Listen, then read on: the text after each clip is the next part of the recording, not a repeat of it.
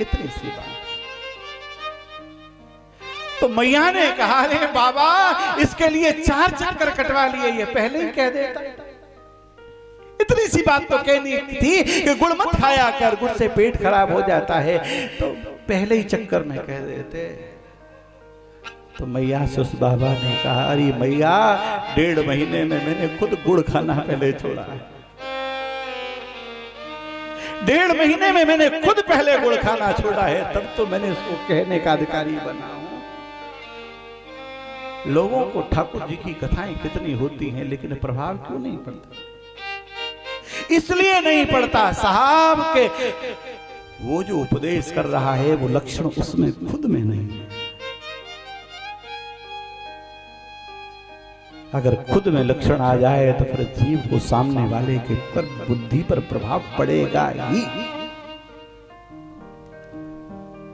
तो आत्मदेव जी महाराज को कर्म का फल प्रदान किया।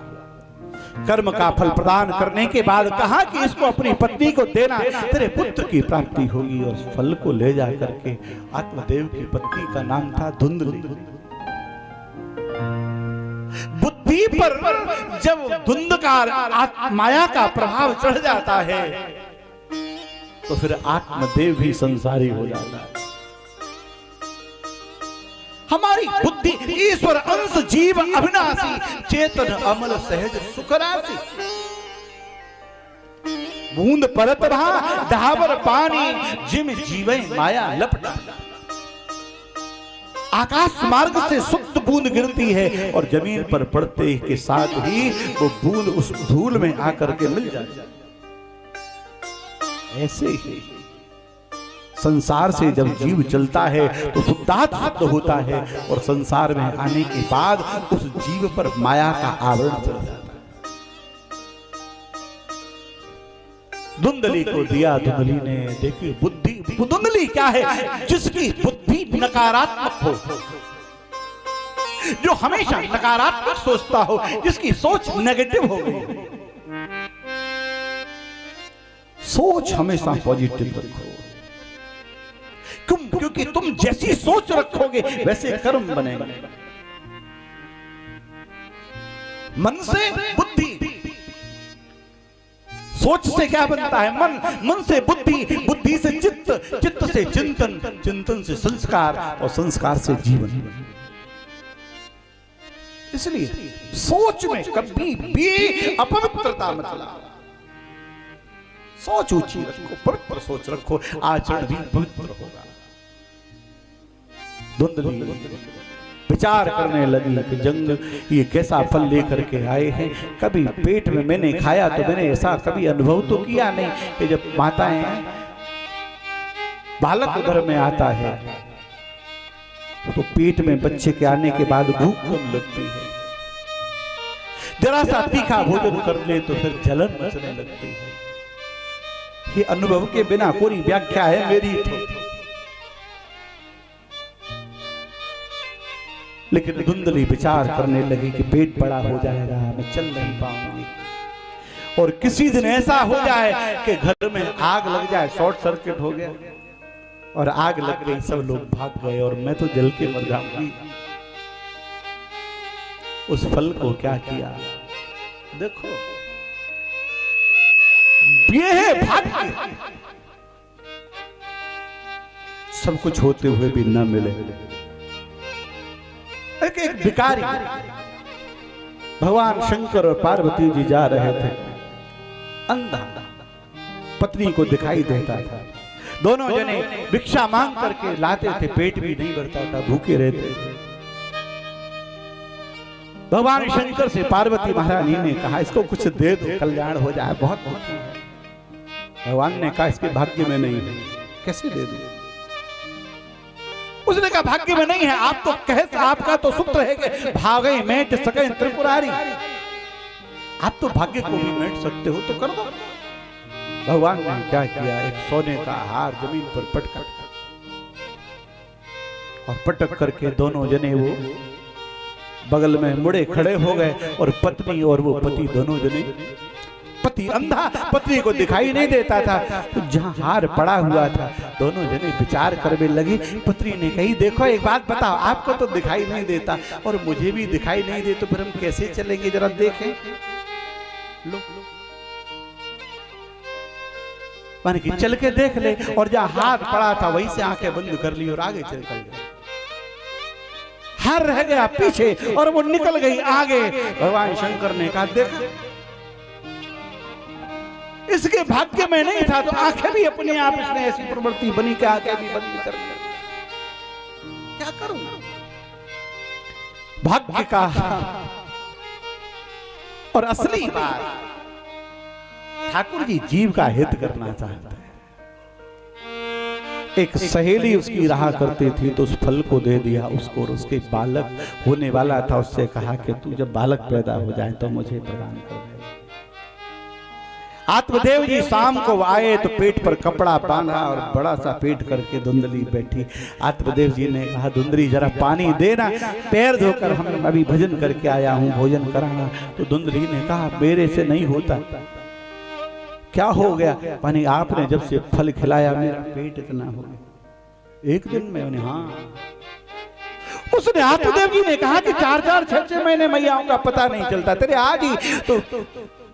धुंधली ने कहा, तो आत्मदेव जी विचार करने लगे, कोई साधारण पुरुष का बालक होता तो साधारण होता, लेकिन किसी संत का प्रसाद है तो दिव्य होगा। सारी सेवा करने लगे आत्मदेव जी महाराज। धुंधली आराम से विराज विश्राम करने लगी, विचार करने लगी कि झूठ मूठ का बालक का बहाना बनाया तो इतनी सेवा हो रही है, अगर सचमुच में कर लेती तो कैसा होता।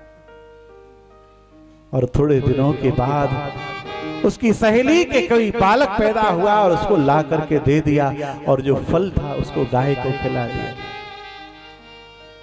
बालक को ला करके दिया, और थोड़े समय के बाद 10वें महीने में गाय के भी पुत्र पैदा, संतान पैदा हुआ। इतना सुंदर है, पूरा शरीर मनुष्य जैसा है, केवल कान गाय जैसे है। गौकर्णं सतं दृष्ट्वा गौकर्णं नाम चाकरो। दोनों का नामकरण संस्कार कराया। संत ने कहा कि जो धुंधली का पुत्र है, इसलिए इसका नाम मैं धुंधकारी रखता। धुंधली पुत्रस्य धुंधकारी, जो धुंधली का पुत्र है इसका नाम मैं धुंधकारी रखता हूँ। और इसके कान गाय जैसे हैं, पूरा शरीर मनुष्य जैसा है, इसलिए इसका नाम मैं गौकर्ण रखता हूँ। धुंधकारी नाना प्रकार से उत्पात करने लगा, और गौकर्ण जी महाराज भगवान का भजन करते। कोई संत भजन करता है तो किसी की माला लेकर के भाग जाए धुंधकारी। कोई यज्ञ कर रहा है तो यज्ञ में पानी डाल दे। एक दिन गौकर्ण जी महाराज के पास धुंधकारी तो वहां से चला गया, और आत्मदेव जी महाराज आए। आत्मदेव जी महाराज ने गौकर्ण को पूछा, गौकर्ण बात बता, ऐसी संतान का क्या करना चाहिए? जिस पिता पुत्र में सत्संग होना, समझ लेना उस कुल का कल्याण हो गया। एक बार की घटना में बताऊंगा। मेरे पिताजी से मेरा बहुत सत्संग होता था, और इतना होता था कि फिर झगड़े पर उतर आते थे दोनों। एक दिन मैं, मेरे बड़ा वाला भाई और पिताजी, मैं गाड़ी ड्राइव कर रहा था, सत्संग होते होते झगड़ा हो गया। हमारी भतीजी के लिए लड़का देखने गए थे, तो किसी गांव में जाना था, तो गाड़ी आधी इधर आधी इधर लटक, ध्यान सत्संग में चला गया। तो फिर बड़े वाले ने डांट कर, एक तुम दोनों ने तो कोई बोले हो ना, तो तुम दोनों ने यहाँ उतार के तो पिता ने पुत्र से पूछा, क्या करना चाहता? गौकर्ण जी महाराज ने कहा, पिताजी देहस्तमांस रुधिरे अभिमेक त्यज्यं जाया सदा सिद्धसा ममता में मुंच। वैराग्य राग रसिको भव भक्ति निष्ठ आर्यां च वचसां यदगादरण्यम्। पिताजी, ये शरीर के जो बंधन है, तो ये तो शरीर रुधिर मांस का बना हुआ है, ये कोई किसी का नहीं है, ऐसे पुत्र को छोड़ देना चाहिए। प्रश्न मीरा ने तुलसीदास जी महाराज को, तुलसीदास जी को पत्र लिखा कि मीरा ने, बाबा जब मैं सत्संग में नृत्य करती हूं, नाचती हूं, तो लोग मेरा विरोध करते, मेरा पति मुझसे विरोध करता है, क्या करना चाहिए? और मैंने तो निर्णय कर लिया है, मेरे तो गिरधर गोपाल, मेरी तो गिरधर गोपाल, दूसरों न कोई, जाके सिर मोर मुकुट मेरो पति सो। क्या करूं? तुलसीदास जी महाराज ने लिखा, छोड़ दो उसको, छोड़ दे उसको। मीरा ने फिर लिखा कि ये सबसे पहले आप मुझसे करवा रहे हो या पहले भी किसी ने किया? तो तुलसीदास जी ने कहा कि तू पहली नहीं है, तुझसे पहले भी लोग ऐसे हो गए। कौन?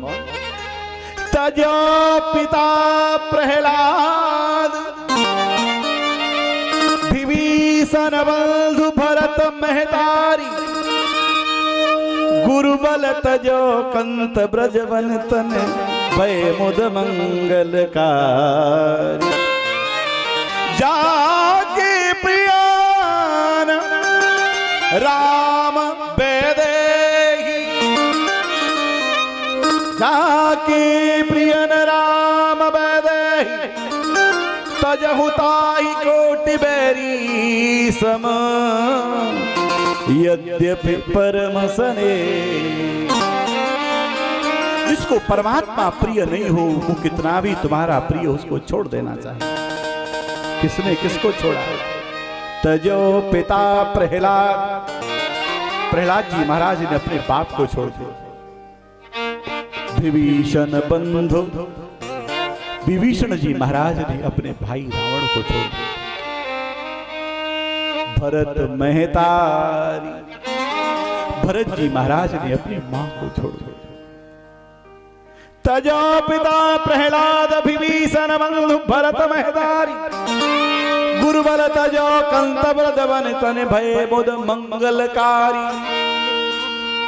छोड़ दे उसको। और गौकर्ण जी महाराज के कहने पर आत्मदेव जी महाराज ने पुत्र को छोड़ दिया। पिता है ज्ञान और मां है प्रेम। ज्ञान त्याग सकता है, लेकिन प्रेमी प्रेमी को छोड़ नहीं सकता। कहीं न कहीं मिलन की आस मन में रहेगी ही। सुना है आज महफिल में, देखो जब बात चलती है ना तो याद आ जाती है।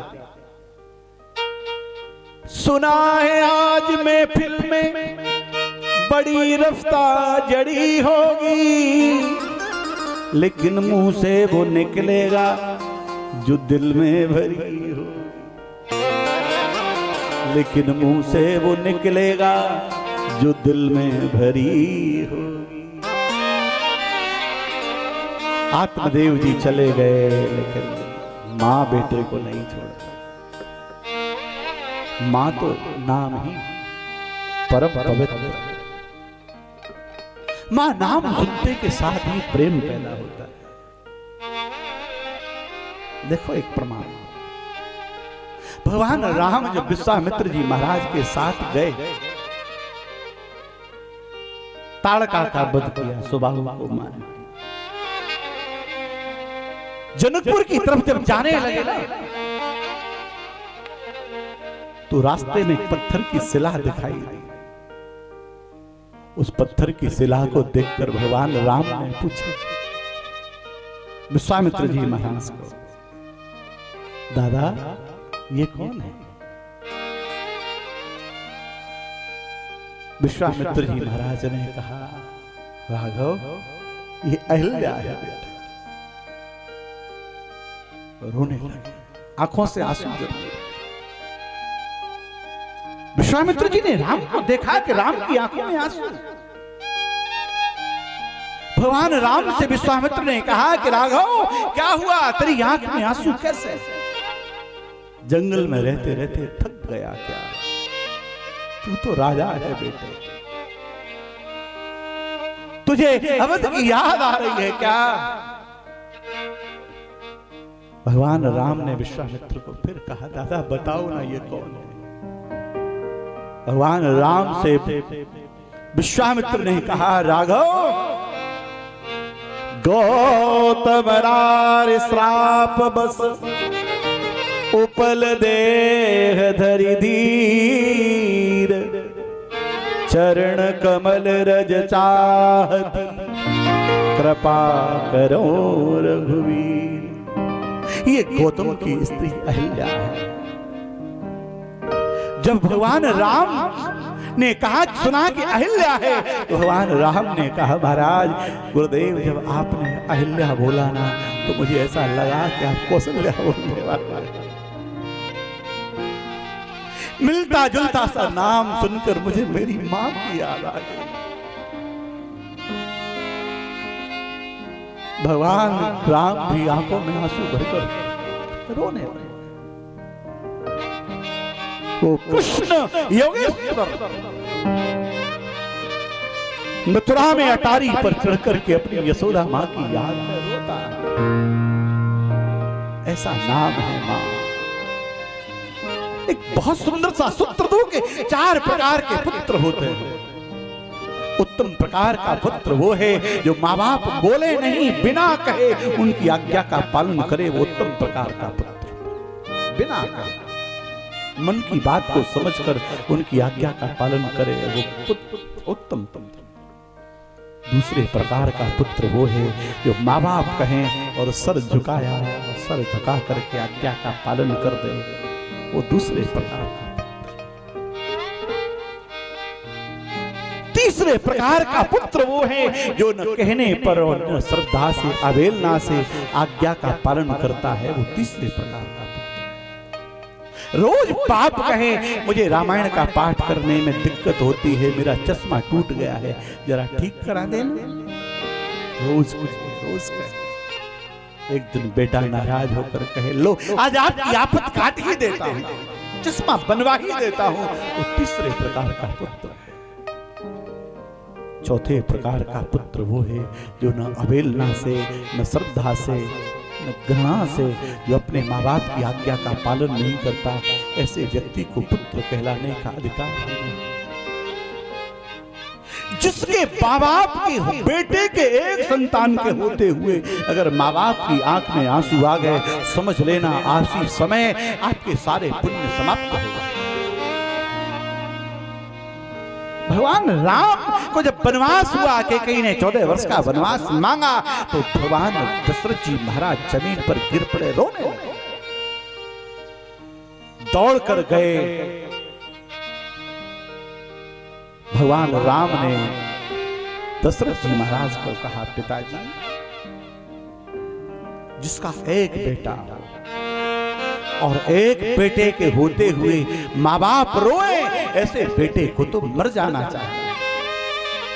और पिताजी हम 4 हैं और हम चारों के 4 बेटों के होते हुए हमारे सामने पिता रोए, उससे पहले तो हमें मर जाना चाहिए पिताजी। ये होती है संतान, उसको कहते हैं पुत्र। और आज धुंधकारी गौकर्ण जी महाराज भी वहां से चले गए। घर पर जितना धन रखा था सब व्यसनों में नष्ट हो गया। और आज गौकर्ण 5 वेश्याओं को धुंधकारी लेकर के आया और बेचारी मां से कहने लगा, धन दे, धन तो कहां था, व्यसनी धन सुभगत व्यभिचार। जिस घर में एक व्यसन पैदा हो जाए, एक बात नर रही यह असाध बहुव्याध। किसी में एक अवगुण हो जाए और एक अवगुण से व्यक्ति एक से मर जाता है। और आज गौकर्ण जी महाराज के जाने के बाद मां से कहा, धन दे तो धन था नहीं, बाल पकड़ कर घसीटने लगा, पत्थर पर सर लगा और मां के प्राण निकल गए। धुंधकारी निर्द्वंद हो गया, 5 वेश्याओं को लेकर के आया। 5 वेश्याएं इंद्रियां हैं, इंद्रियों के बस में ऐसा हो गया धुंधकारी, फिर और कुछ नजर ही नहीं आता। लोग कहते हैं कि हम भोग करते हैं, लेकिन एक दिन वो भोग उसको भोग जाता है। कोई कहते हैं कि हम शराब पीते हैं, अभी तुम शराब पी रहे हो, थोड़े दिन के बाद शराब तुमको पीने वाली। सब खत्म। आज एक दिन एक राजा के घर धुंधकारी चोरी करने के लिए गया और धन लेकर के आया। 5 वेश्याओं से कहा कि धन लेकर आया हूं। 5 विचार करने लगी कि इसको तो सजा मिलेगी ही, लेकिन हमें भी सजा मिलेगी, अब इसको समाप्त कर देना चाहिए।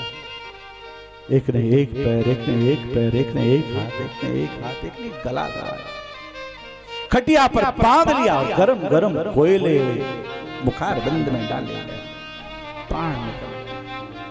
डर के मारे वहीं गाड़ दिया जमीन।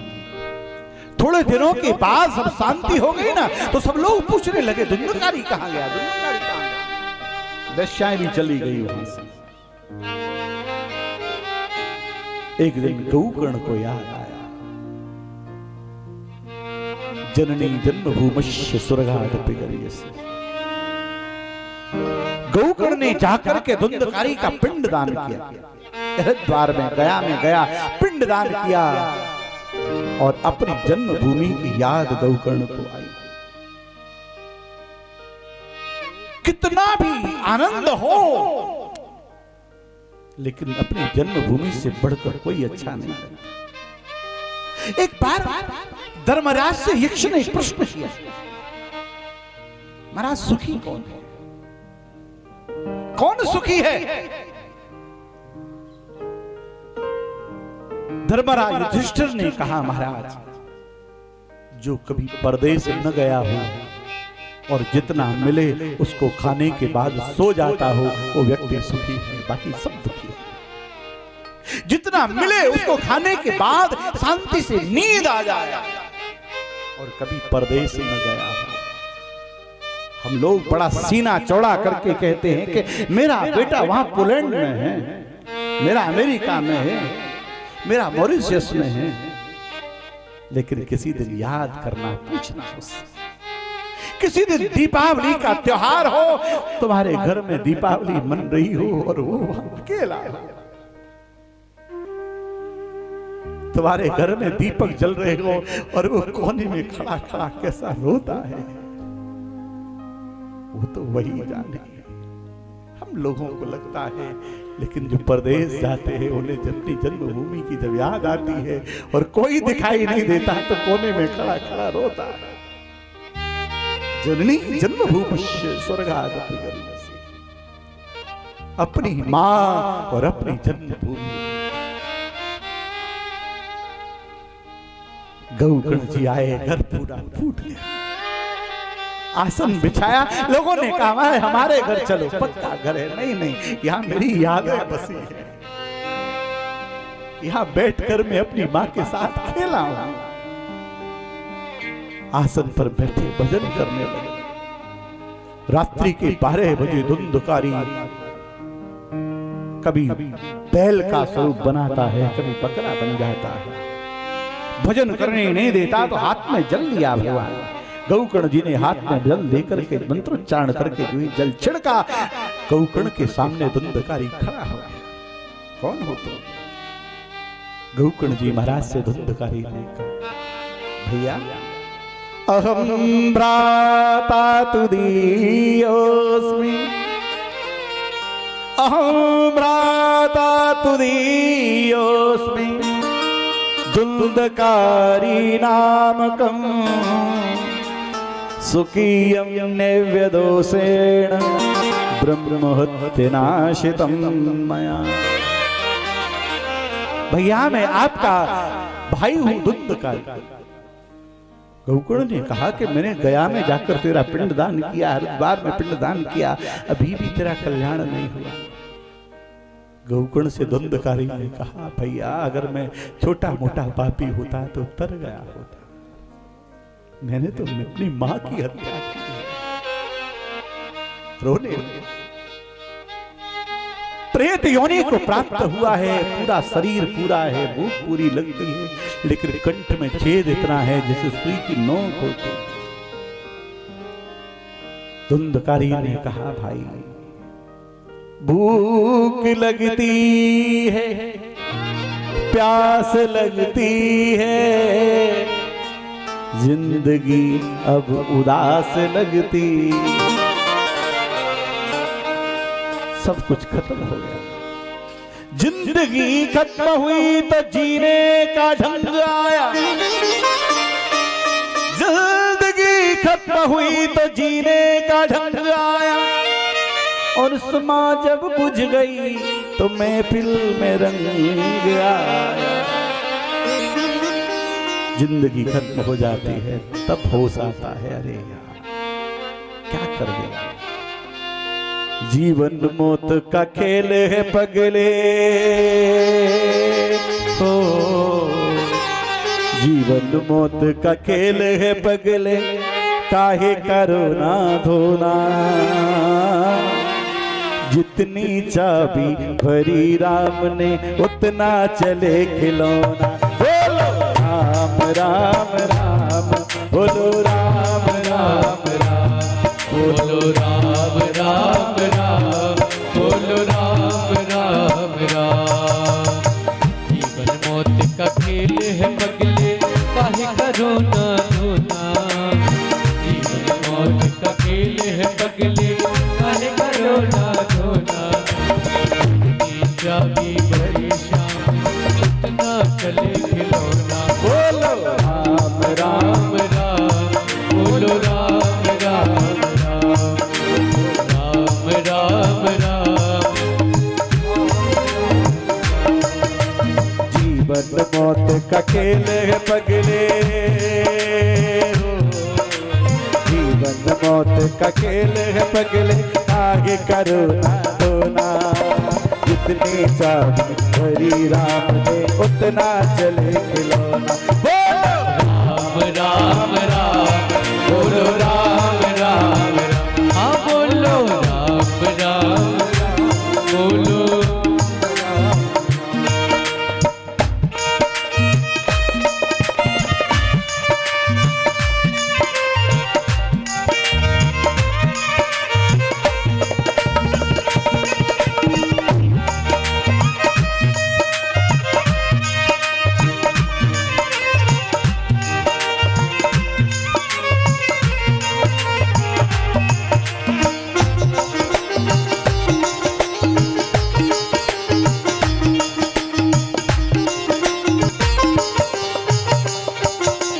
ऋषि मुनि का ज्ञानी ध्यानी और कबीर पैगंबर, ऋषि मुनि का ज्ञानी ज्ञानी और कबीर पैगंबर, खाली हाथ यहाँ से निकले दारा और सिकंदर, खाली हाथ यहाँ से निकले तारा और सिकंदर, साथ किसी के नहीं गया है,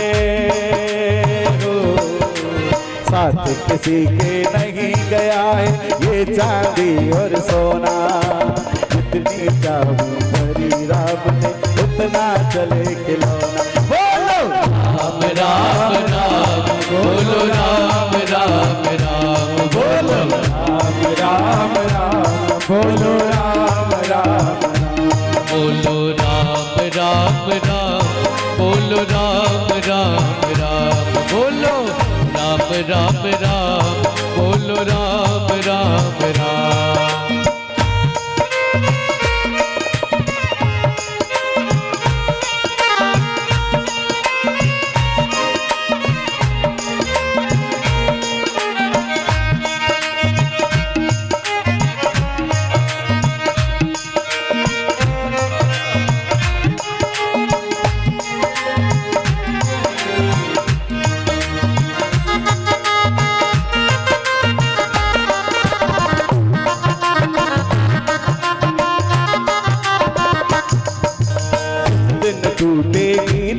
ये सांसों की जंजीरें, जिस दिन टूटेगी तेरी ये सांसों की जंजीरें, काम नहीं आएगी तेरे दुनिया की जागीरें, वो काम नहीं आएगी तेरे दुनिया की जागीरें। मौत के आगे चले किसी का,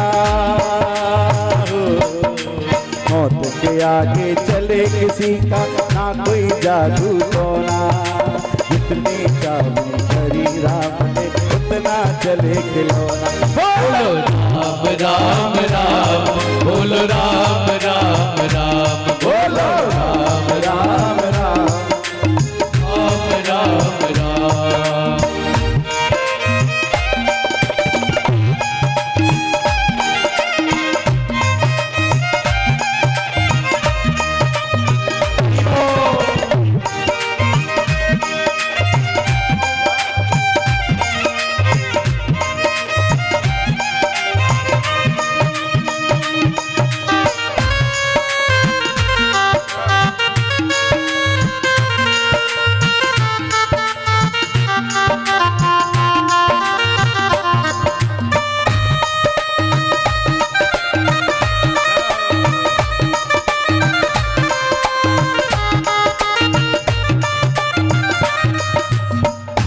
मौत का खेल है पगले, ओ जीवन मौत का खेल है पगले, काहे करो ना डोला, जितने चाबी हरी राम ने उतना चले खिलौना। बोलो राम राम राम, बोलो राम राम राम, बोलो राम राम राम, बोलो राम राम राम, बोलो राम राम राम, बोलो राम राम राम, बोलो राम राम राम, बोलो राम राम, बोलो राम राम राम, बोलो राम राम राम, बोलो राम राम राम। मेरे राम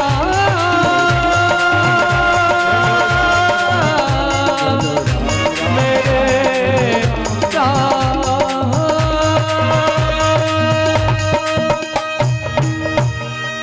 और आज गौकर्ण जी महाराज ने कहा, धुंधकारी तेरे लिए कल उपाय करते हैं, और ऐसा कहते हैं। गौकर्ण जी महाराज ने कई बार गीता का पाठ सुनाया, लेकिन फिर भी गति नहीं हुई, कोई समाधान नहीं बैठा। तो गौकर्ण जी महाराज समाधि पर बैठ गए भजन करने में। एक बहुत सुंदर सा सूत्र है, तुझसे नहीं सुलझे तेरे उलझे हुए धंधे, तुझसे नहीं सुलझे तेरे उलझे हुए धंधे, तो फिर भगवान पर तू छोड़ दे संसार के बंधे। तुझसे समाधान न हो तो फिर भगवान पर छोड़, और छोड़ने के बाद फिर बैठना नहीं है, फिर भगवान का भजन करना है। भगवान शंकर ने कहा, हो ही सो जो राम रचि राखा, हो ही सोई जो राम रचि राखा, हो कर तर्क बढ़ावे शाखा। लोग बड़ा अर्थ करते हैं कि जो भगवान करेगी सो होगी, मौज करो। नहीं, ये कहने के बाद फिर बैठना नहीं है, भगवान का भजन करना है, और फिर तेरी समस्या का समाधान होगा। और आज भगवान ने समाधि पर बैठे और आकाशवाणी हुई, ज्ञान यज्ञ कर्षामि, तुम ये ज्ञान यज्ञ करो। अब ज्ञान यज्ञ क्या, ज्ञान क्या है? ज्ञान का अर्थ है जानना, अपने आप को जान लेना। ज्ञान क्या है? और हम करने वाले कुछ है नहीं, जो करता है उसमें क्रिया नहीं है, और जिसमें क्रिया है वो करता नहीं है। जिसमें क्रिया है वो करता नहीं है, और जो करता है उसमें क्रिया नहीं। करने वाला वो है,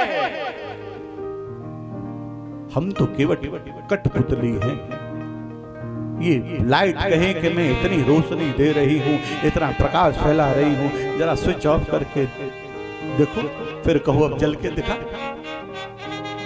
रिमोट कंट्रोल उसके हाथ में है। साहब हम तो केवल कठपुतली हैं। भगवान कृष्ण से अर्जुन ने पूछा, महाराज आपने गीता में कहा है कि करने वाला जो कुछ करता हूं वो मैं हूं, तो फिर महाराज भोगने वाले हम क्यों?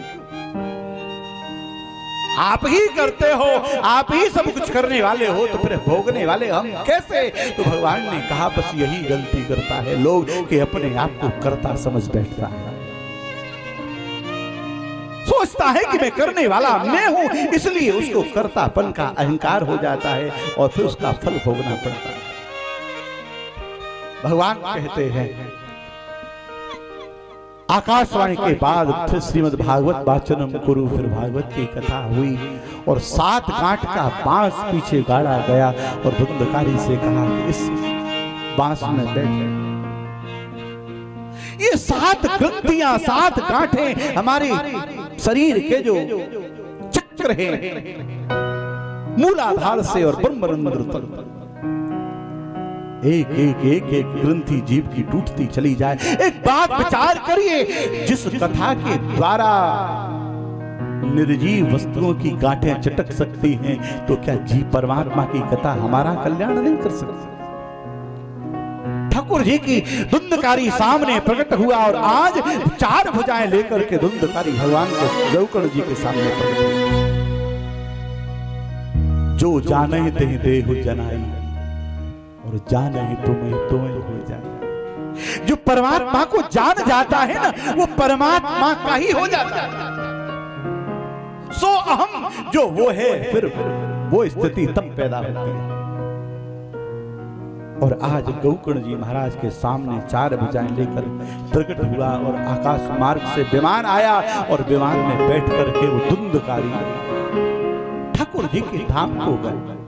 लोगों ने कहा कि भाई एक विमान आया, कथा में तो हम भी बैठे थे, फिर हमारे लिए विमान क्यों नहीं आए? गौकर्ण जी महाराज ने कहा कि तुम कथा में तो बैठे, लेकिन कथा तुम में नहीं बैठे।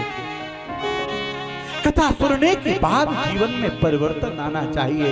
हम में सब में हमको भगवान नजर आने लगे। सिय राम माया सब जग जानी, श्री राम मय सब जग जानी, सिय राम मय सब जग जानी, श्री राम मय सब जग जानी, सिय राम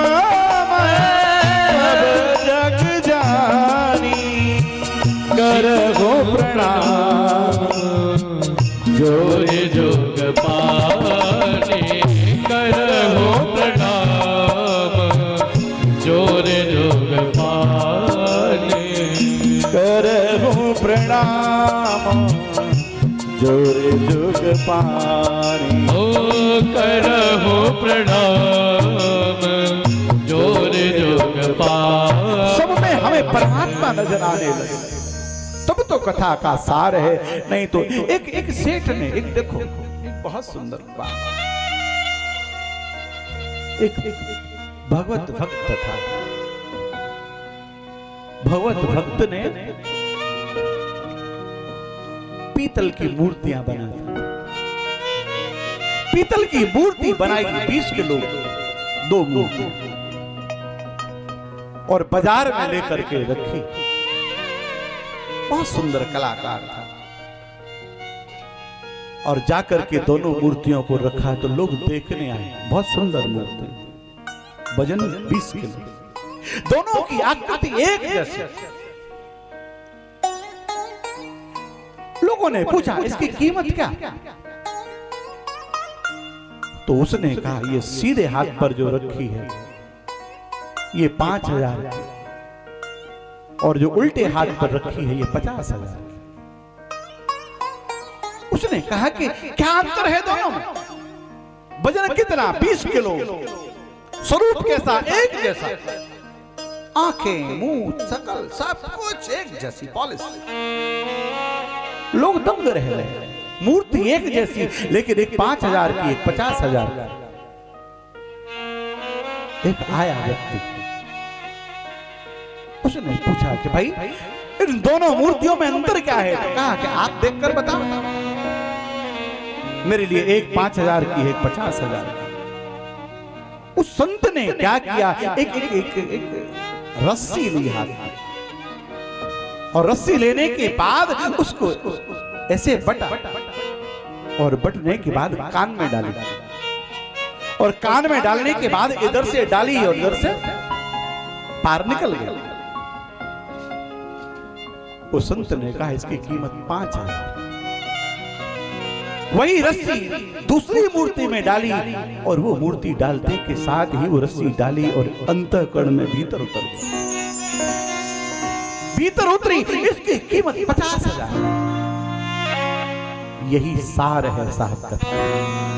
इस कान से डाली, इस कान से सुनी और इधर से निकल गई ये 5,000, और इधर कान से डाली और अंतःकरण में उतर गई ये 50,000। ये सुनने के बाद परिवर्तन आएगा साहब। और आज गौकर्ण के बाद सब लोगों ने दोबारा से गौकर्ण से कथा सुनी, और फिर सब लोगों के लिए विमान आए, और सब लोग प्रभु के धाम को चले। बोले वृंदावन बाके बिहारी लाल की जय, जय श्री राधे। आज कथा को यही विराम करेंगे।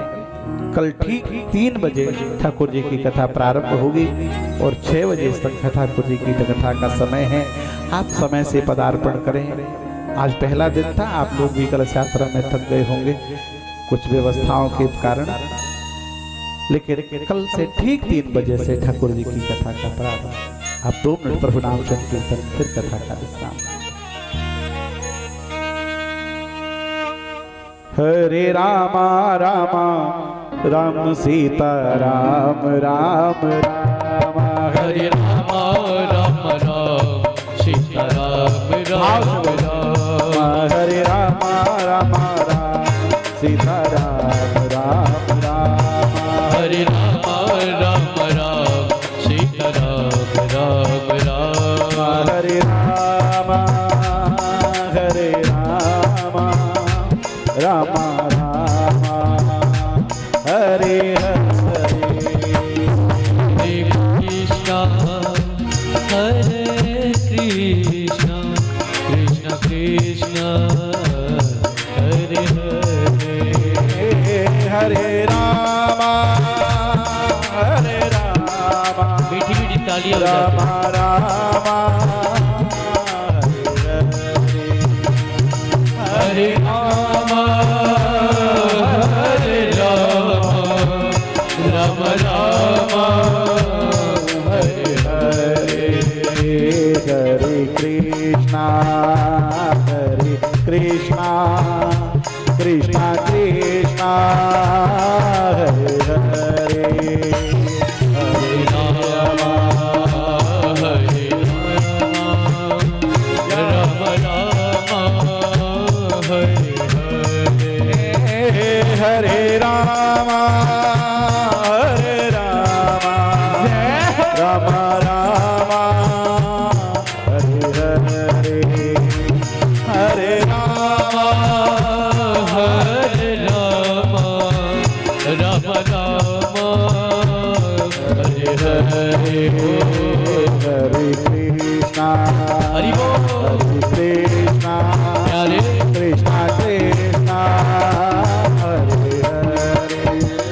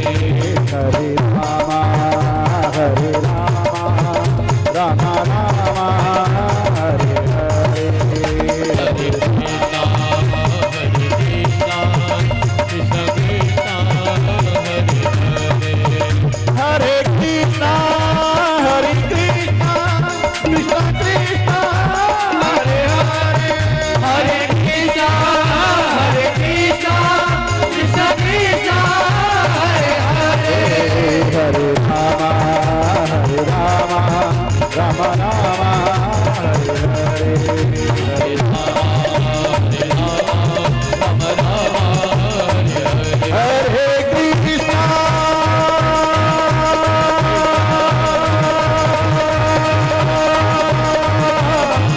हरे कृष्णा हरे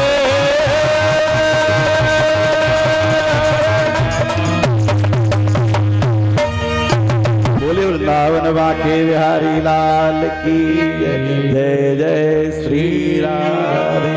परीक्षित जी आरती के लिए खड़े हो जाएं। कल से 11 थालियां लगाई जाएंगी सारे यजमानों के लिए, और आज 2 थालियां हैं ना, आज सब आरती करेंगे और कल से सब लोग बढ़िया 11 21 थालियां लगा कर। लेकिन इतनी सी प्रार्थना है, थोड़ी सी उपस्थिति बढ़ाइए। मेरा मन ऐसे गड़बड़ हो जाता है। हाँ, थोड़ी सी मेहरबानी करिए सब लोग, ज्यादा से ज्यादा संख्या।